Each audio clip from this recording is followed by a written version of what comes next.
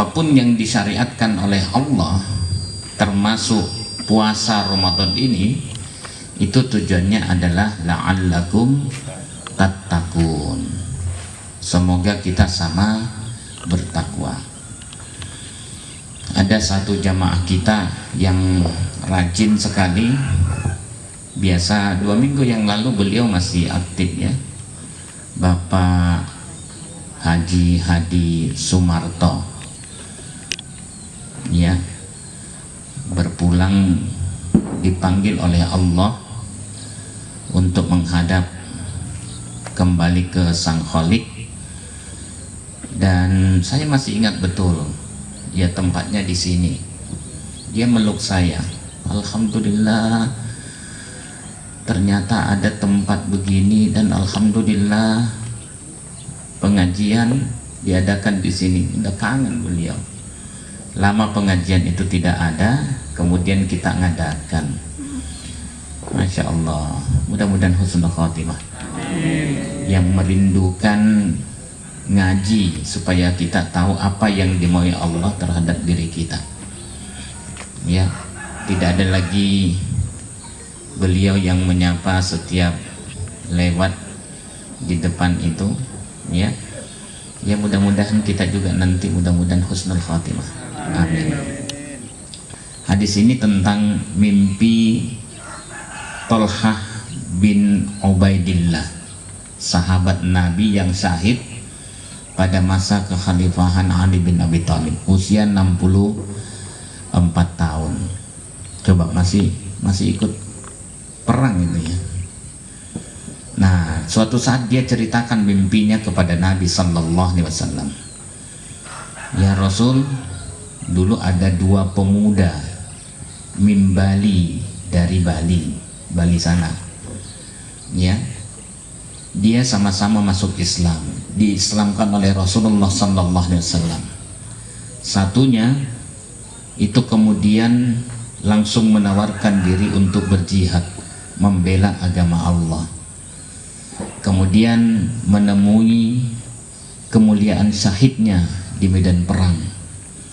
Satunya lagi itu meninggalnya tahun berikutnya, tahun depannya.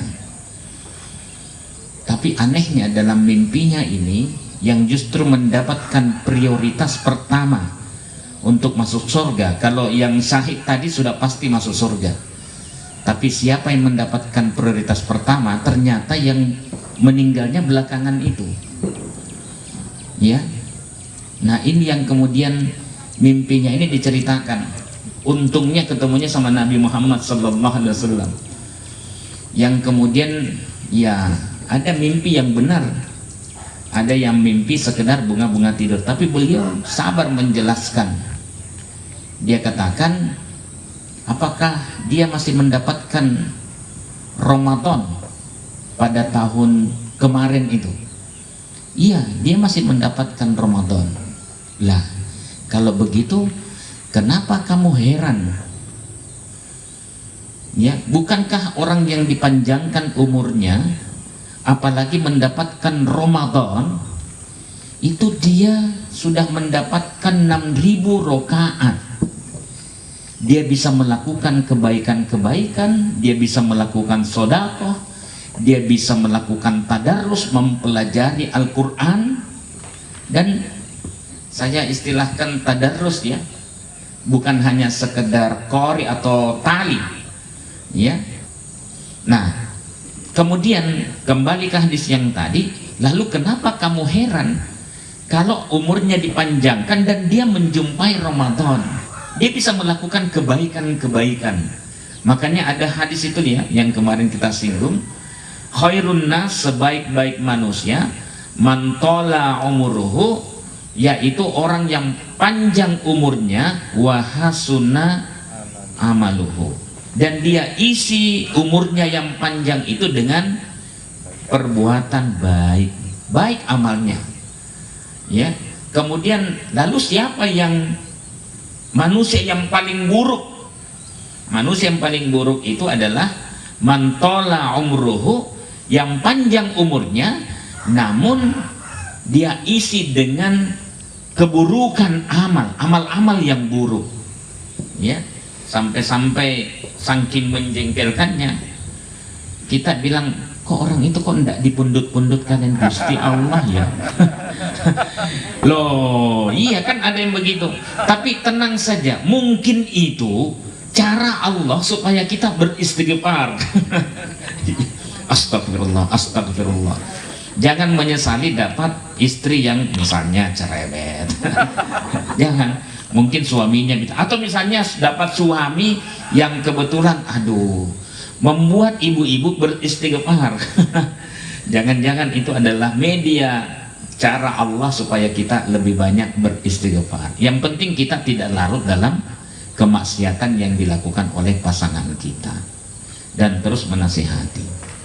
Nah, Ramadan ini sekali lagi jangan kita sia-siakan lewat begitu saja, ya, tanpa beroleh ampunan, tanpa beroleh keberkahan, tanpa beroleh rahmat. Karena kalau azab itu kan, godok itu kan, marahnya Allah itu kan berarti kita tidak mendapatkan rahmat. Padahal bulan ini penuh dengan ampunan, rahmat, barokah. Manfaatkan, maksimalkan ibadah kita. Tapi syaratnya tadi lillahi ta'ala. Ibadah yang maksimal ya tentu harus kembali ke prinsip ibadah yang kemarin kita laksanakan, kita jelaskan, yaitu ya 6 itu. Tapi intinya harus hanya menyembah kepada Allah, dilakukan ikhlas karena Allah dan sesuai dengan tuntunan Allah dan Rasulnya. Nah, itu kira-kira rinciannya. Saya mungkin lebih bagus buka tanya jawab, okay? Jadi siapkan pertanyaan. Ini lebih banyak kita tanya jawabnya. Ada waktu 33 menit untuk tanya jawab, ya. Karena ceramah itu nanti akan Bapak Ibu banyak dapat pada saat Ramadan ini. Ya, ba'da subuh, ba'da Isya, ya. Belum lagi kalau ceramah buka puasa, ya. Gitu ya. Baik, kita buka langsung tanya jawab. Boleh dicatat, serahkan sama Ustadz Banu, atau boleh langsung tanya. Monggo. Assalamualaikum warahmatullahi wabarakatuh. Nama saya Sumardi dari Sorogenin. Yang perlu kami tanyakan berkaitan dengan rutinitas kita sholat tarawih. Ada beberapa ustadz yang menganjurkan untuk sholat iftitah, tapi juga ada yang gak usah. Nah, mohon penjelasan dari Ustadz Zakir, yang mana yang afdal dilakukan sholat iftitah atau yang tidak melaksanakan sholat iftitah sebelum sholat tarawih. Itu aja yang kami tanyakan. Ada kurangnya mohon maaf. Assalamualaikum warahmatullahi wabarakatuh.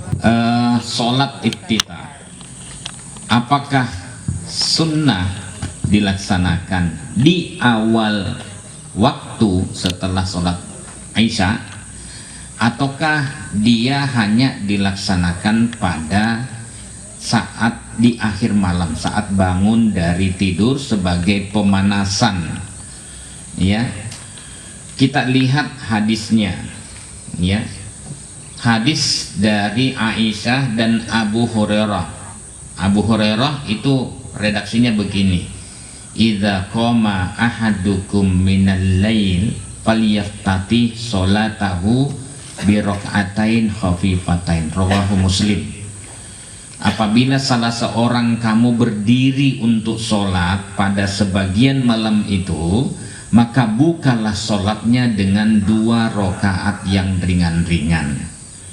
Kalau dalam redaksi Aisyah radhiyallahu anha, Nabi sallallahu alaihi wasallam apabila qoma minal lail, berdiri untuk sholat qiyamu Ramadan di sebagian malam, maka beliau iftataha sholatahu bi raka'atain khafifatain. Beliau buka sholatnya dengan 2 rakaat yang ringan-ringan. Jadi hadisnya jelas, ya. Ustadz, apakah tadi pertanyaannya Pak Haji Mardi itu apakah dilaksanakan juga di awal malam? Bukankah koma di sana itu artinya bangun dari sebagian malam itu. Koma itu artinya qiyam, berdiri, ya, tidak harus bangun dari tidur, tapi koma itu makna dasarnya adalah qiyam, berdiri. Kalau kita cari hadisnya, adakah sholat iftitah dilaksanakan oleh Nabi Sallallahu Alaihi Wasallam di awal malam? Memang kita tidak ketemu hadisnya. Kenapa? Karena Nabi Sallallahu Alaihi Wasallam di bulan Ramadan, ya, itu sholat qiyamu Ramadannya atau di luar bulan Ramadan itu adalah di akhir malam. Kalau di awal malam, Nabi SAW tidak mengerjakan sholat tarawih atau qiyamu Ramadan di awal malam, sehingga kita tidak akan pernah ketemu hadisnya. Makanya ada khilafiyah di kalangan ulama, perbedaan pendapat di kalangan ulama, ya. Nah, terus yang bagaimana yang harus kita lakukan? Ya silahkan, saya serahkan pada keyakinan masing-masing, ya. Yang penting tetap sholat qiyamu Ramadan. Boleh nggak di awal malam? Ya boleh. Ibu-ibu itu sholat pada masa Nabi Sallallahu Alaihi Wasallam di awal malam di rumahnya Ubay bin Ka'ab, ya. Lalu kemudian karena ini bukan kebiasaan Nabi Sallallahu Alaihi Wasallam, didatangi rumahnya Ubay bin Ka'ab. Apa-apaan ini? Berarti bukan kebiasaan Nabi, ya. Lalu kemudian Ubay tidak menjawab, ibu-ibu yang menjawab, ya Rasul, kami tidak begitu menguasai Quran, maka kami minta Ubay mengimami kami. Terus Nabi SAW diam, no comment, pergi meninggalkan mereka tanpa ada komen, tidak melarang, ya membiarkan.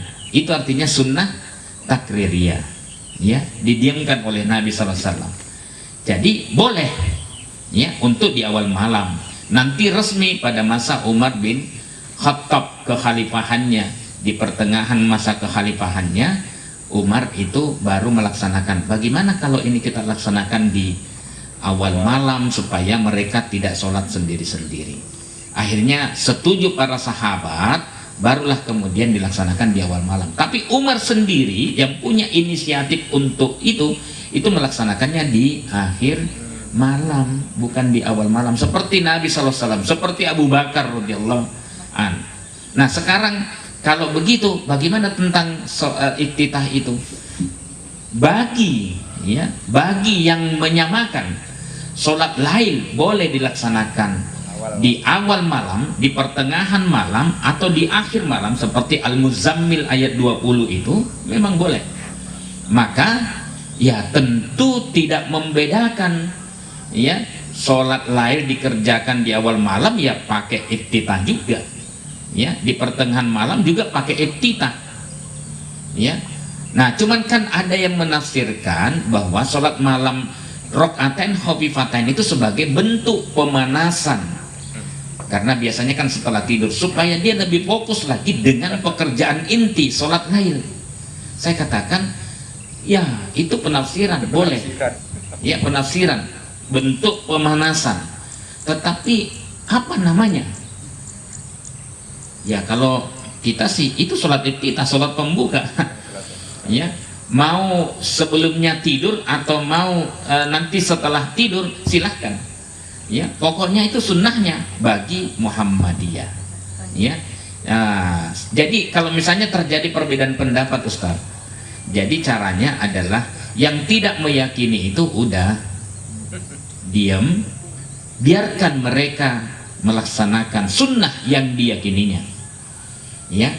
Yang meyakini silahkan. Nah kalau misalnya ada dua yang berbeda begitu, kalau kemarin kita sudah sampaikan kan dalam ceramah di Masjid Al-Fatah Bodes ini, ya karena di sini tradisinya adalah menganggap sama, makanya pakai sholat iftitah berjamaah, ya, walaupun boleh juga sendiri-sendiri, ya.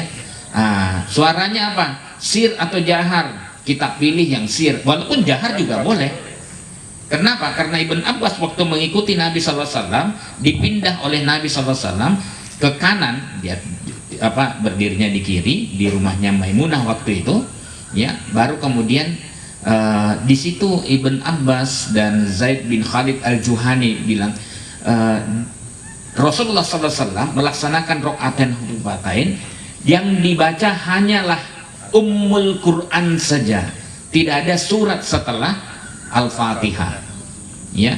Nah, itu 2 rakaat. Jadi gitu ya. Nah, saya tidak memaksakan, tapi monggo ya, mau dilaksanakan berdasarkan kesepakatan dari takmir. Tapi kalau di Muhammadiyah ada sholat iftitah itu, ya, mau dilaksanakan berjamaah, dia monggo, mau sendiri-sendiri karena tidak semua meyakini, dia monggo. Tapi ada, gitu ya. Baik, pertanyaan berikutnya. Selanjutnya ada pertanyaan Ustaz. Yang pertama, Assalamualaikum warahmatullahi wabarakatuh. Apakah vaksin membatalkan puasa? Ini pertanyaannya. Tunggu. Ya, vaksin kalau disuntikkan dia bukan dalam bentuk wujud makanan, maka tidak membatalkan puasa, kecuali kalau diminum.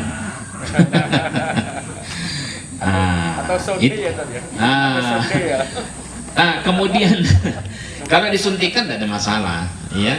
Kalau diminum itu. Nah, terus impus yang seringkali dijadikan satu bahasan dengan vaksin. Impus itu ada juga ulama yang mengatakan tidak membatalkan karena dia tidak melalui organ alami. Ya, organ alami itu yang biasanya kalau kita makan ya lewat mulut, tenggorokan gitu ya. Dia di sini. Tapi ulama yang lebih berhati-hati, dan ini sebaiknya dipakai, impus itu kan ya untuk tambahan makanan, ya, untuk tambahan makanan. Jangan sampai besok-besok orang, ada ulama yang membolehkan lalu orang masing-masing bawa impus walaupun dalam kondisi sehat. Itu saluran makan. Obat itu sebagiannya dimasukkan lewat impus itu supaya tidak banyak colokan-colokan yang menyakitkan itu, gitu ya. Jadi vaksin tidak membatalkan puasa, apalagi ada kepentingan tentang itu. Oke, monggo. Selanjutnya, apakah membaca Al-Quran itu lebih baik berserta artinya atau kita mengejar khatam gitu? Nah, ini bagaimana penjelasannya?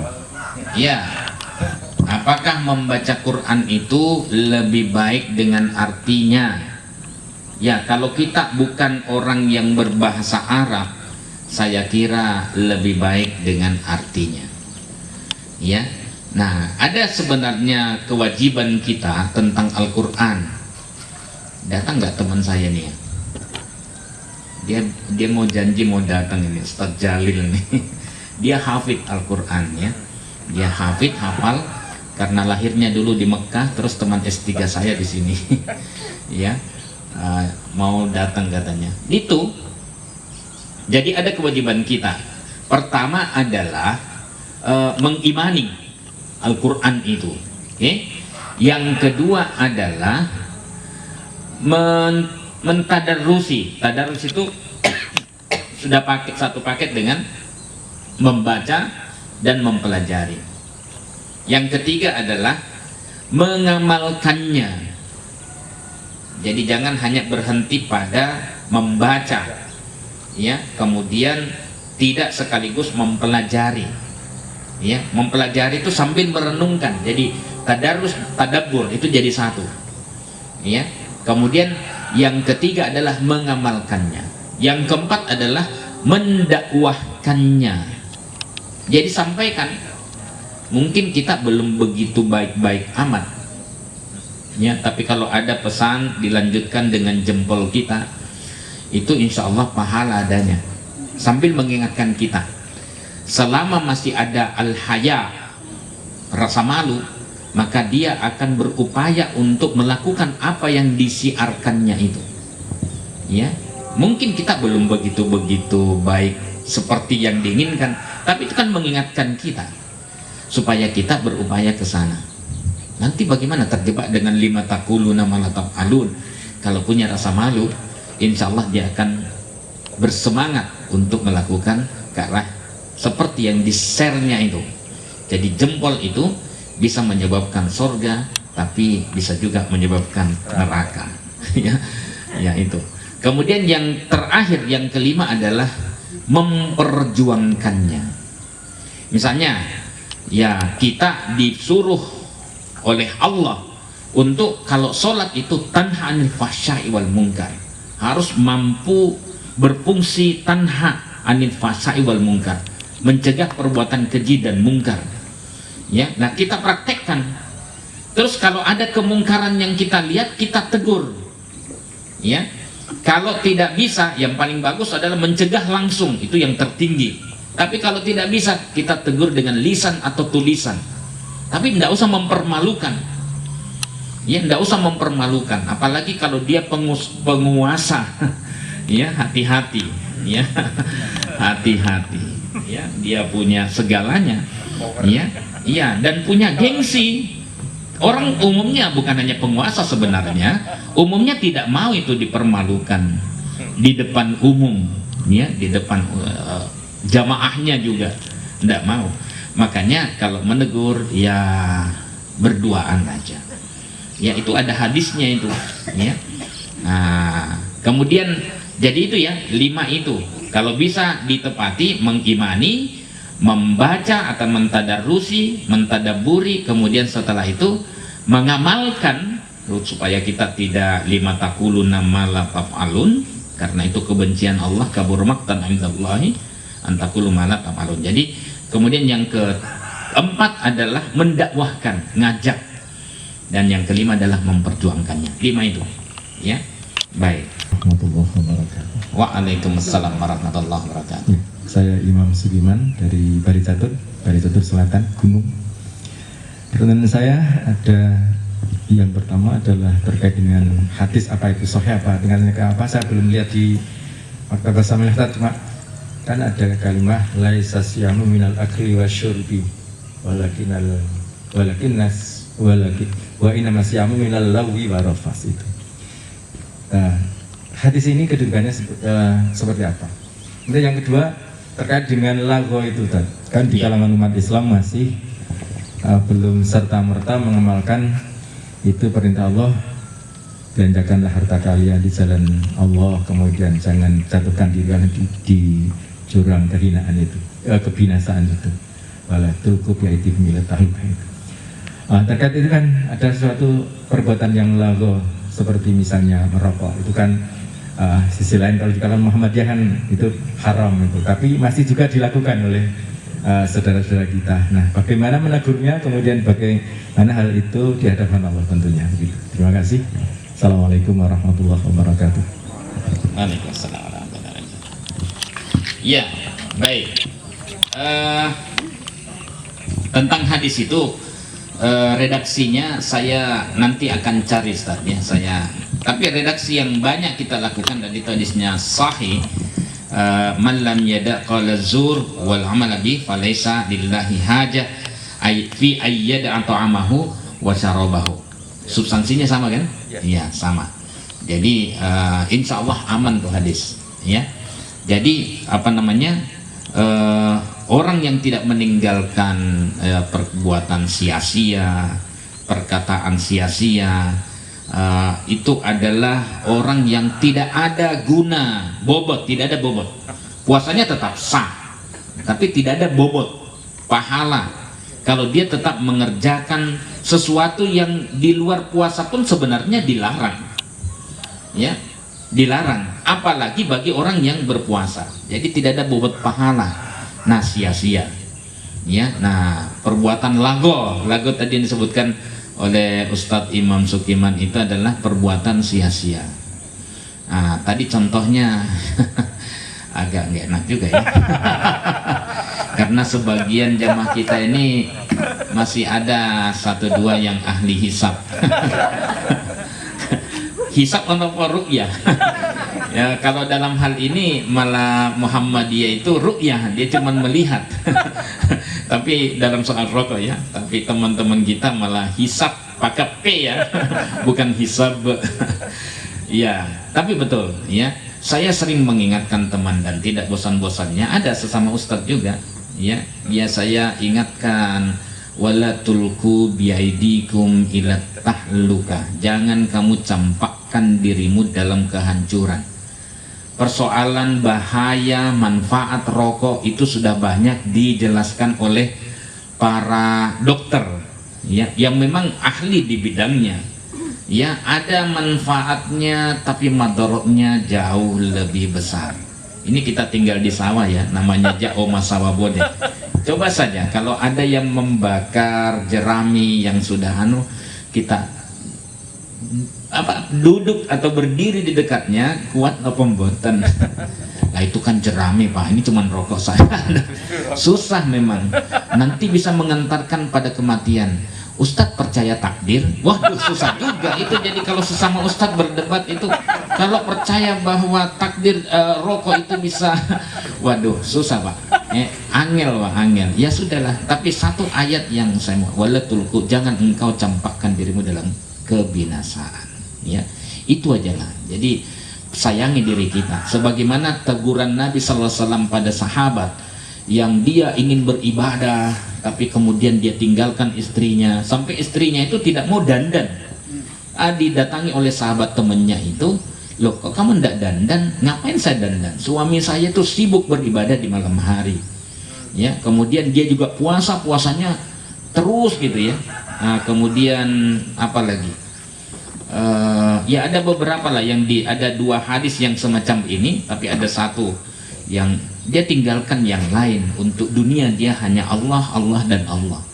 Tapi kemudian kata Nabi SAW, saya ini berpuasa tapi saya juga berbuka. Ya, karena orang itu ditegur, akhirnya dihadapkan pada Nabi SAW. Yuk kita ke Nabi. Ya, akhirnya berikan haknya pada istrimu, berikan haknya pada tubuhmu untuk istirahat. Jangan puasa terus karena tubuhmu punya hak. Ya, matamu punya hak. Ya, semua badan kita punya hak. Jangan hanya karena kita terlalu semangat dalam beribadah kemudian menzalimi diri sendiri. Kalau kita lihat dari itu kan pesan-pesannya kan jelas. Nah, karena ini adalah bidangnya medis, ya tarjih atau misalnya ulama itu selalu bertanya kepada ahlinya. Ya, dia tidak bisa berijtihad tanpa pertimbangan dari dokter. Gitu nggih, Pak? Ya sedikit-sedikit lah, sedikit. Saya suka sedikit-sedikit kok Pak. Oh, nah. Sedikit-sedikit, kurangilah. Saya sering mengurangi teman yang punya rokok. Ya kurangi, angel Pak. Ya sudahlah. Yang penting kita ingatkan dengan rasa kasih sayang. Ya, sayangi diri kita. Itu ya, Ustaz. Monggo ada yang lain yang mungkin. Selanjutnya Ustaz, untuk muslimah yang punya hutang puasa Ramadan itu lebih afdal membayar hutang dulu atau puasa Syawal? Nah, ini orientasinya ke Syawal ya? Syawal. Oke Ustaz. Ya kalau Anda mampu segera lunasi.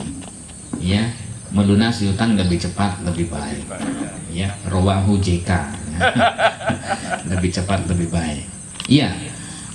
Tapi apakah ada tuntunan bahwa melunasi hutang lebih afdol?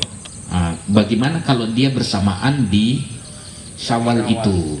Ya, cari hadisnya, ternyata tidak ada kecuali hadis umum bahwa melunasi hutang lebih cepat lebih baik. Ya, kalau hadis secara spesifik karena masalah puasa dan Syawal itu puasanya hanya sitam min Syawal, hanya 6 hari di bulan Syawal, tidak bisa lagi dilaksanakan di luar bulan Syawal. Dan ini Syawal kan hanya 1 bulan.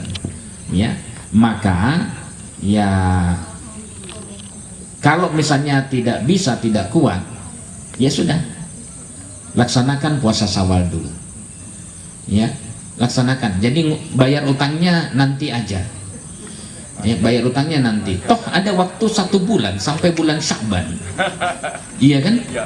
Dan harus diingat, Aisyah radhiyallahu anha, istrinya Nabi sallallahu alaihi wasallam, baru melakukan pelunasan hutang di bulan Sya'ban. Bukan berarti beliau tidak puasa sunnah. Ya, jadi ini pelunasan puasa ada jangkanya 1 tahun. Ya, jadi kalau Kalau mungkin untuk perempuan mungkin jadi tidak adil ya kalau kita mengatakan lebih afdol bayar. Dia ada tamu bulanan, dia harus meninggalkan puasa mungkin sekitar 6-7 hari bahkan bisa lebih ya, dan itu harus diganti pada hari yang lain. Fa'iddatum min ayyamin ukhar ya, kalau bapak-bapak tidak ada tamu bulanan ya kan. Jadi ya kalau bapak-bapak biasanya tuh menjawabnya itu enteng tuh, ya lunasi dulu. Wah, ini yang kasihan ibu-ibu. Belum lagi kalau dituntunkan untuk puasa Syawal, berarti dalam bulan Syawal dia mungkin bisa berpuasa 2 mingguan ya, satu untuk melunasi hutang baru kemudian nyawal. Ada juga nanti begini, itu kan dapat pahala 1 tahun itu kalau tuntas puasa utang puasanya Ramadan dan utang-utangnya baru diinikan. Hadis itu tidak mengatakan begitu, karena ini adalah alami yang datang pada wanita, maka ya dia silahkan berpuasa semampunya. Mau nyaur dulu nggih monggo, mau nyawal dulu silahkan ya, tapi tidak ada yang mengatakan harus nyaur dulu baru nyawal. Mana hadisnya?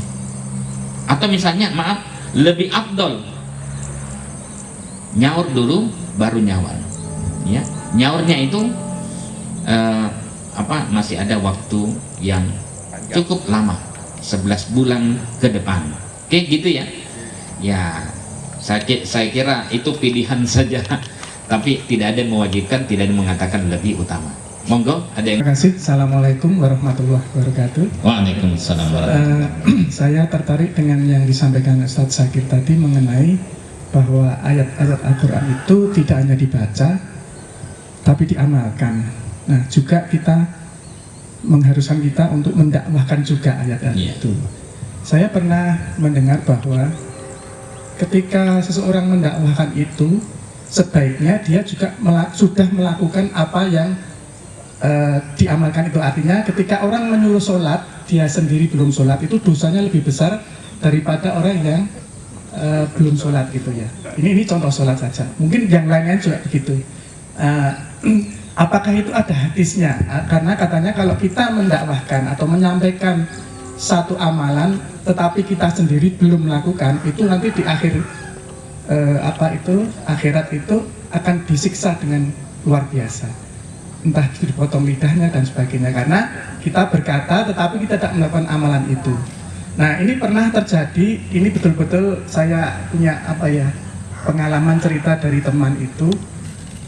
Di suatu desa yang sangat pelosok, itu di sana itu jarang orang melakukan ibadah korban atau menyembelih kambing. Ternyata setelah ditelusuri itu tokoh utama atau ulama di situ, ustadz di situ itu tidak pernah melakukan kurban. Kenapa demikian? Karena desa itu adalah desa tertinggal, jadi sangat miskin sekali. Nah, ustadz di situ dia tidak pernah melakukan itu karena miskin, tidak pernah memotong kambing itu karena miskin, dan sehingga dia tidak mau ceramah tentang kurban. Nah, sehingga masyarakat di situ tidak berkorban. Nah, itu bagaimana Ustaz kaitannya dengan itu? Terima kasih. Assalamualaikum warahmatullahi wabarakatuh. Angel.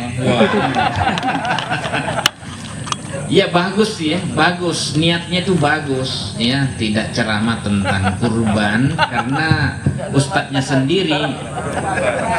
Iya, kurban itu bagi yang mampu, jadi tidak ada masalah menceramahkan saya, tapi saya sebenarnya ya berhati-hati juga. Bab yang saya hindari dalam penjelasan itu apa? Waktu saya belum haji, saya belum pernah menyinggung masalah haji. Saya diminta, Ustadz, mangayu bagio jamaah haji. Itu saya bilang, waduh, kalau dereng haji. Jamaahnya bilang begini, apa harus gitu? Apa harus haji dulu untuk menjelaskan itu? Ya enggak juga sih ya, silahkan. Ya, saya cuman kan substansinya. Makanya ini setelah haji kuliah fikih ibadah. Dulu kan lebih singkat. Sekarang setelah haji 2019 saya tambahi, saya sempurnakan. Yang menulis haji waktu itu adalah Ustadz Yunar Ilyas. Ya, Ustadz Yunar Ilyas. Karena saya bilang, Ustadz sebelum haji, Ustadz aja yang nulis haji. Oh iya, sini. Ya, nanti saya tulis namanya Ustadz. Enggak usah.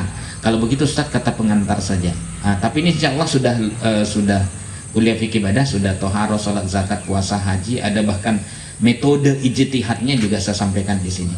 Itu bab yang saya tidak singgung. Bab yang lainnya apa? Yang saya tidak laksanakan, poligami. Ada istri saya di sini. Oh, tapi istri saya itu menerima. Ya, dia tidak. Ya, memang ada dalam Quran.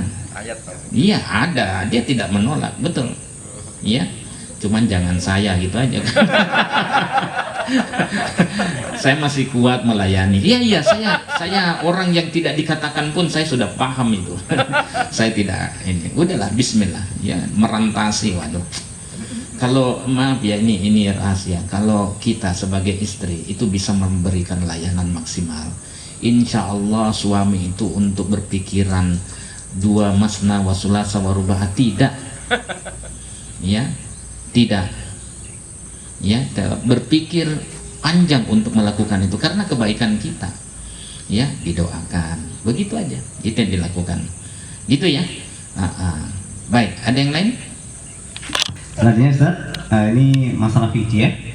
Kalau fidyah 1 hari 6 ons atau 1 hari plus lauk pauk, atau jika dirupiahkan atau dibayar dengan uang bagaimana? Seperti itu. Atau berapa? Monggo. Fidyah Ustaz. Ya, fidyah ini bagi orang yang tidak mampu berpuasa karena memang ada uzur. Ya, misalnya sudah tua banget nih ya, tidak mungkin lagi, atau sakitnya itu kalau dia berpuasa itu malah bisa tambah berat sakitnya. Ya. Termasuk yang fidyah itu ibu hamil dan menyusui anaknya. Ya.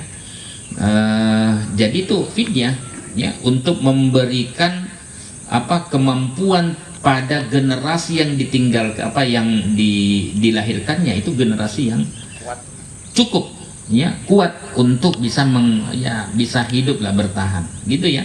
Nah, berapa jumlahnya dan bagaimana bentuknya ya, saya di sini sampaikan makanan pokok. Berapa jumlahnya ya, 0,6 ya, 1 mud ya, 1 mud 0,6 kilogram beras, makanan pokok yang biasa kita konsumsi itu ya. Boleh nggak ditambah lauk pauk? Boleh, silahkan tambahkan, dilebihkan, tambah lagi telur, tambah lagi ayam. Maaf, ini puasa, tidak bisa dirinci ya. Jadi itu ya, boleh ditambahkan. Kalau dalam bentuk uang boleh enggak? Nah, kalau saya tidak ya. Kalau kita kasih dalam bentuk uang, khawatir tidak dibelikan makanan tadi. Kalau bapaknya yang terima, bisa dia belikan rokok. Ya, hisap lagi. Dalam bentuk makanan pokok saja, ya gitu ya. Jadi mau langsung diinikan tapi dalam bentuk beras. Kalau misalnya 0,6 kali 30 hari sekarang ya, menurut Muhammadiyah kan 30 hari. Pemerintah keputusannya besok karena dia mengambil 3 derajat dan tidak. Ya sudahlah, kita hargai perbedaan itu. Dan kalau 30 hari 0,6 kali 30, 18 kg. 18 kg. Itu ya. Yeah. Ya. Mungkin satu lagi masih ada sisa? Sesuai dengan tuntunan Rasulullah, misalkan sholat tersebut ada tuntunannya, apakah boleh diamalkan? Dalam arti yang nariyah, badan dan sebagainya tadi. Yang kedua, apakah kalau sudah sholat taraweh masih diperkenankan sholat tahajud pada malam harinya? Yang ketiga, apakah ketika kita sholat iftitah sebelum sholatul lail membaca doa iftitah? Nah, jadi Ustaz, ada 3, satu paket pertanyaan 3. Iya, baik, terima kasih. Pertama, masih bolehkah sholat tahajud setelah sholat taraweh komplit dengan witir? Ini sudah pernah saya jelaskan juga, tapi mungkin di forum yang lain. Ya tergantung pendapat yang dipilihnya, ya. Karena ada yang mengatakan tidak boleh, ada yang mengatakan boleh. Masing-masing ada dasarnya. Yang termasuk Muhammadiyah itu memilih udah mau dikerjakan di awal 11 itu sudah cukup. Ya 443 atau 222221 83 821 silahkan sedimana yang berdasarkan hadis sahih itu. Saya pernah tanya pertanyaan yang sama Profesor Dr. Samsul Anwar, Ketua Majelis Tarjih. Selesai beliau menulis buku Sholat Taraweh. Bukunya sangat tebal, 456 halaman. Hanya memuat sholat taraweh. Kalau buku saya tentang sholat, memuat toharo, sholat wajib, sholat sunnat, ya rawatib, ya duha, kemudian sholat taraweh. Untuk sholat duha saya katakan tidak ada hadis innad duha aduha tidak ada hadisnya, ya. Nah untuk taraweh pas saya tanya begitu, wah tebal sekali bukunya Prof ya. Iya, ya, alhamdulillah, mabruk ya Prof ya. Ada satu pertanyaan titipan sebenarnya. Masih bolehkah sholat taraweh, masih bolehkah sholat tahajud setelah sholat taraweh komplit dengan witir? Pertanyaan saya dijawab dengan berapa rakaat orang itu mau melaksanakan sholat malam? Oh terima kasih, sudah jelas. Kenapa sudah jelas? Bagi peneliti hadis itu ya kalau sholat malamnya Nabi Shallallahu Alaihi Wasallam itu ya maksimalnya 11, ya. Di dalam hadis di dalam hadis itu ketika ada Abu Salamah bin Abdurrahman bertanya kepada Aisyah radhiyallahu anha, kaifa kanat sholatu Rasulillah sallallahu alaihi wasallam fi Ramadan? Bagaimana salat Rasulullah sallallahu alaihi wasallam di bulan Ramadan? Faqalat ma kana yazidu fi Ramadan wala fi ghairihi ala 11 rakaat. Jadi tidak pernah Rasulullah SAW menambahkan di dalam ataupun di luar bulan Ramadan lebih daripada 11 rakaat. Beliau mengerjakan 443. Jangan kamu tanyakan bagus dan panjangnya sholat beliau, gitu ya. Jadi kalau misalnya sudah ini dikerjakan di awal sudah, itu bagi Muhammadiyah. Tapi bagi yang lain, saya juga termasuk memahami kenapa orang berbeda pendapat. Itu kan setelahnya. Ya, ada pendapat yang disandarkan kepada Umar bin Khattab yang mengatakan bahwa Umar yang pertama kali memajukan waktu sholat untuk sholat berjamaah lalu memulai dengan 21 rakaat. Ingat, saya sudah teliti hadis ini berada pada Musannaf Abdul Razzaq. Nah, Musannaf Abdul Razzaq itu ada namanya dari Abdul Razzaq, dari Qais bin Dawud, kemudian dari Muhammad bin Yusuf, dari Sa'id. Itu Qais bin Dawud itu tidak ketemu dengan Muhammad bin Yusuf, mungqati.